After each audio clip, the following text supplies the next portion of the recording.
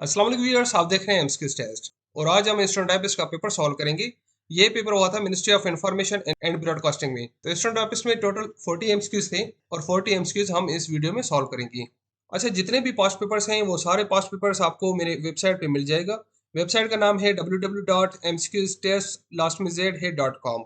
इस वेबसाइट पे आपको सारे पास्ट पेपर्स मिल जाएंगे, जैसे कि डिपार्टमेंटल मिनिस्ट्रियल पास्ट पेपर्स, इसके अलावा post wise past paper and last में है टेस्टिंग एजेंसीज के पास्ट पेपर्स। सारे पास्ट पेपर विद सॉल्व मिल जाएंगी। तो सॉल्व करते हैं पेपर के एमसीक्यूज। पहला क्वेश्चन था, a doctor who treats children is called. एक डॉक्टर बच्चों को ट्रीट करता है या बच्चों का इलाज करता है, उसको क्या कहते हैं? पेडियाट्रिशियन। दूसरा क्वेश्चन है, which form of verb is usually used in passive sentence.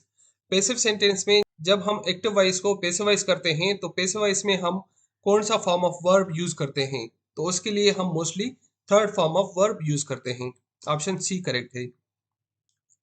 Four independent dash testified to scene of the crime. तो यहाँ पे फिल इन द ब्लैंक्स आएगा विटनेसेस। ऑप्शन ए करेक्ट है।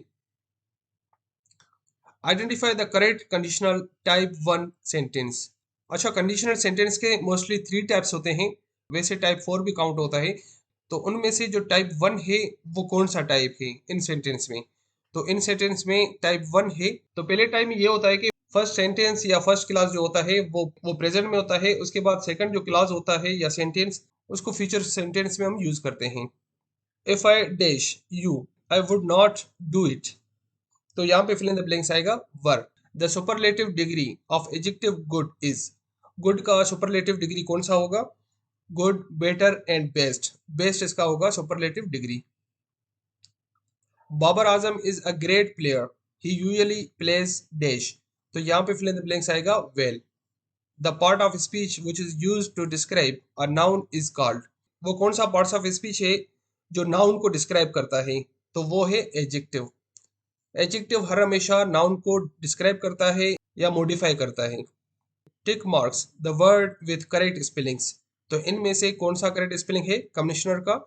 Option A COMMISSIONER, commissioner. Choose the correct sentence. इनमें से कौन सा correct sentence है? इनमें से करेक्ट सेंटेंस है option D, they are independent women, they earn money themselves. The dots that compose the image on a monitor are called. तो इसको कहते हैं पिक्सेल्स। ऑप्शन सी करेक्ट है। The output displayed on monitor is called. Monitor पे जो output show होता है, ठीक है, मॉनिटर पे जो चीज़ शो होता है उसको हम क्या कहते हैं? Soft copy. जब वो चीज़ प्रिंट हो जाए उसको हम हार्ड कॉपी कहते हैं। Monitor is a slash N. Monitor क्या है? मॉनिटर है आउटपुट डिवाइस। जैसे कि पहले क्वेश्चन में ये चीज़ रिपीट हुआ है कि मॉनिटर आउटपुट डिवाइस है। The output quality of a printer is measured by. तो इसका करेक्ट ऑप्शन बनेगा option A, dot per inch. IBM stands for. IBM का एब्रिविएशन क्या है? IBM का एब्रिविएशन बनेगा international business machine. IBM an American multinational company was founded on. IBM ये American multinational company है और ये कब फाउंड हुआ था? 1911 में। By what name the international गायंट IBM before the year 1924। तो 1924 से पहले IBM का नाम क्या था? Computing tabulating recording company. Which American company is called big Billu. तो अमेरिका की कौन सी कंपनी को बिग बिल्लू कहा जाता है? IBM। In the first 10 overs of a cricket game, the run rate was only 3.2. What should be the rate 40 overs to reach the target of 282 runs? अच्छा, cricket game में पहले 10 overs में इसके जो रन रेट है 3.2 है। तो अगले 40 ओवर्स में कितने रन रेट बनने चाहिए कि उसका टारगेट पूरा हो? 282 रन। तो इसका करेक्ट ऑप्शन है ऑप्शन ए, 6.25 रन रेट हो पर ओवर का। If the arithmetic mean of 75 numbers is calculated, it is 35. If each number is in, then mean of new number is। तो इसका करेक्ट ऑप्शन बनेगा option C, 40। The mean of 50 observations was 36. It was found later that in observation 48 was wrong. The corrected new mean is। तो इसका correct option बनेगा option C. The pupils' marks were wrongly entered as 83 instead of 63.